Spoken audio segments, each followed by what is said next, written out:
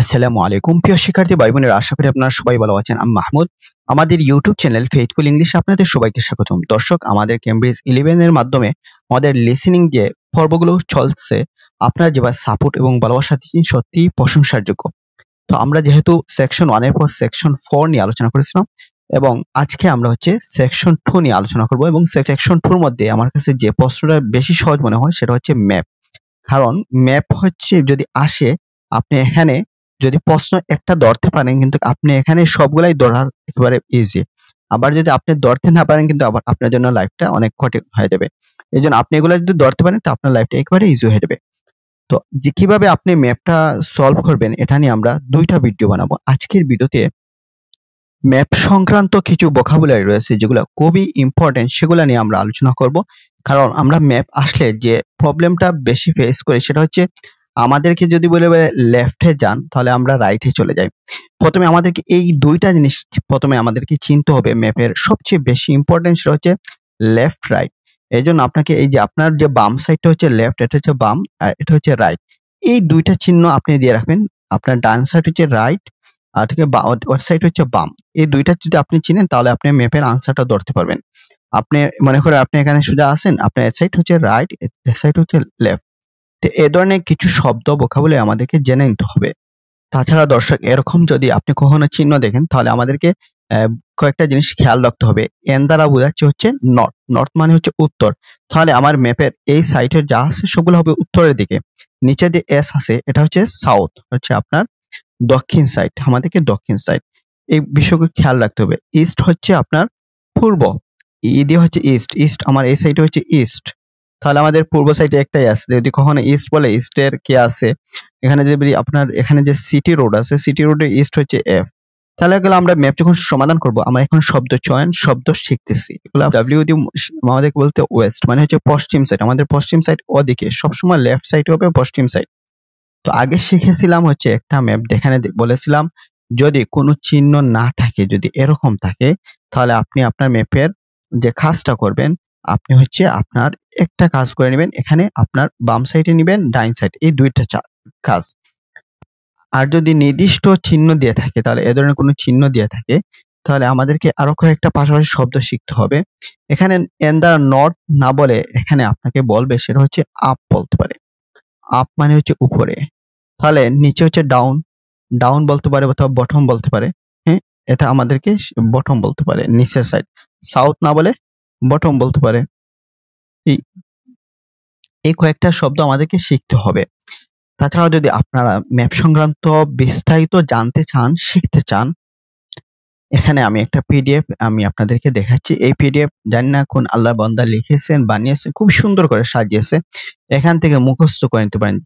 যেমন দেখুন, আপনারা কোন এখানে লিখছে কোন বোঝাতে, তাহলে কোন কর্নার বোঝাতে, কোনা বোঝাতে এখানে তিনটা শব্দ ব্যবহার করছে। আপনারা দেখুন, at the corner, in the corner, on the corner, এ ধরনের তিনটা শব্দ ব্যবহার করছে। কোন রাস্তার শেষ বোঝাতে, at the end of street, road, corridor, এরকম যে কোনো শব্দ দিয়ে এখানে রোডের শেষ এবার বলতে। কোনো কিছু মোড় বোঝাতে, হ্যাঁ, মোড় বোঝাতে আপনার রাস্তার বাঁক, যদি আঁকা বাঁকা রাস্তা হয় এখানে এই শব্দ বলে।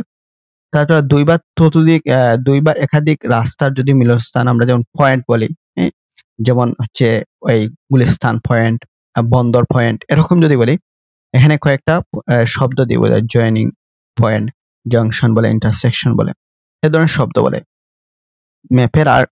ম্যাপের আরেকটা মজাদার বিষয় হচ্ছে আপনি কোন জায়গায় আছেন সেখানে তারা স্পষ্ট করে বলে দিবে আপনি কোন জায়গায় আছেন। যেমন 10 নম্বর খেয়াল করেন, 11, 12 বা 13 নম্বর, 13 নম্বর খেলে, এই যে 4টা শব্দ, এগুলো দিয়ে আপনাকে বলে দিবে আপনি ওই জায়গার মধ্যে আছেন। আমরা একটু ম্যাপ যদি খেয়াল করি, আমরা একটা ম্যাপ দেখাই। দেখেন এখানের মধ্যে আপনার এই ম্যাপের মধ্যে আপনি একটু খেয়াল করেন, সেটার মধ্যে দেখেন আপনি কোন জায়গায় আছেন। You are here, you are here, এখানে আছেন।